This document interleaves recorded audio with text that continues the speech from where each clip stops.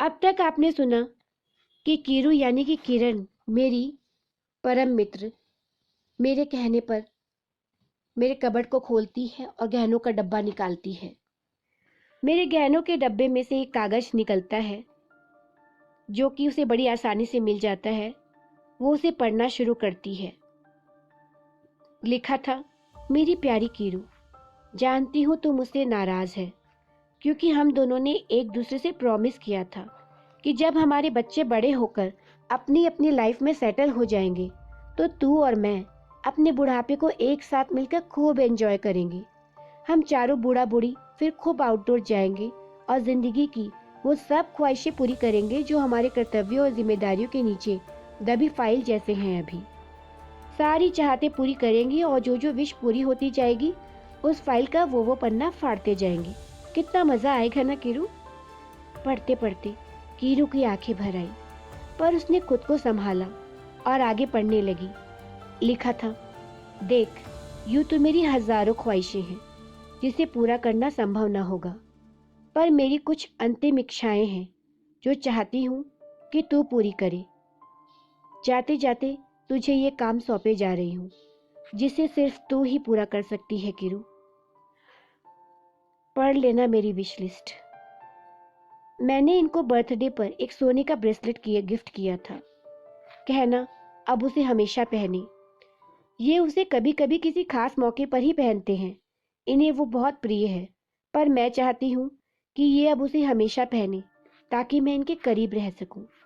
मेरी डायरी में एक पेन है, वो बेटे को दे देना और कहना जीवन में जब भी कोई महत्वपूर्ण कार्य करे तो इसे साथ रखे, उसे हमेशा सफलता मिलेगी। मेरा प्रेम और आशीर्वाद उसके साथ है। मेरी पार्ट टाइमर सुभद्रा, उसे मेरी सोने की पतली चेन दे देना।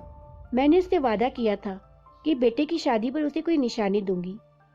अब बेटा उस वक्त कहाँ रहेगा, कहाँ शादी करेगा पता नहीं, तो मेरे गले की चेन उसे दे देना ताकि मेरा वादा पूरा हो सके। मुझे सजाते वक्त मेरी लाल साड़ी, जो शायद मेरी वार्डरोब की सबसे महंगी और खूबसूरत साड़ी है, वही पहनाना मुझे कीरू। मुझे असली गहने मत पहनाना। मुझे गहनों का शौक कभी नहीं रहा। वो सारे गहने बेटे की पत्नी की अमानत है जिसे खुद अपने हाथों से अपनी बहू को पहनाना चाहती थी। पर खैर, ये सारे गहने पति से कहकर लॉकर में रखवा देना कि मेरी होने वाली बहू के लिए हैं।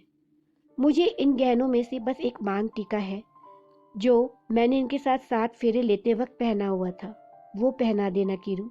और ब्यावली नथ भी, साथ में साधारण लाल चूड़ियां कांच की, मुझे हमेशा से पसंद थी, मगर जीवन भर इसलिए नहीं पहनी कि रोटी बेलते वक्त ये बहुत आवाजें करती थी और विघ्न भी उत्पन्न करती थी। पति को भी कम पसंद थी तो नहीं पहनती थी।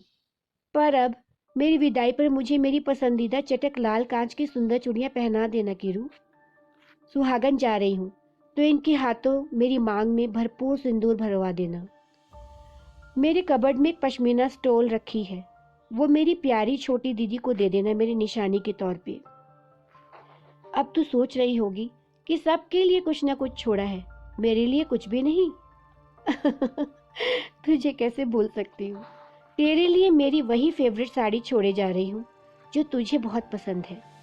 वैसे भी वो तुझ पे बहुत जचती है, तो तू ही पहनना उसे। मुझे बहुत खुशी होगी। तुझे पता है ना, मुझे हर श्रृंगार के पुष्प बहुत पसंद है। मेरी अर्थी पर उन्हीं पुष्पों से सजावट करवाना कीरू। इन पुष्पों से मेरा गहरा नाता है। बचपन में जब मैं छोटी थी, हमारे मायके में आंगन में हर श्रृंगार का एक वृक्ष था।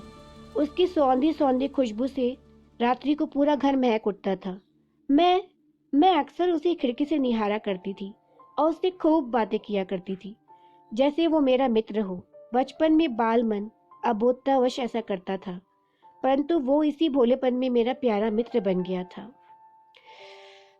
तो उसके लिए मेरी शुभकामनाएं, उसे दे देना। बस एक बात और कहना चाहती हूँ कीरू, चाहती हूँ अगले जन्म में तू ही मेरी परम मित्र रहे। मैं कीरू को पत्र पढ़ता हुआ देख रही थी। तभी तभी ईश्वर ने कहा, चलो अब तुम्हारा इस जन्म की यात्रा समाप्त हुई। तुम्हें जाना होगा। हाँ, मुझे जाना होगा, मुझे जाना होगा, मुझे जाना होगा। और मैं चली गई, ईश्वर का हाथ पकड़े,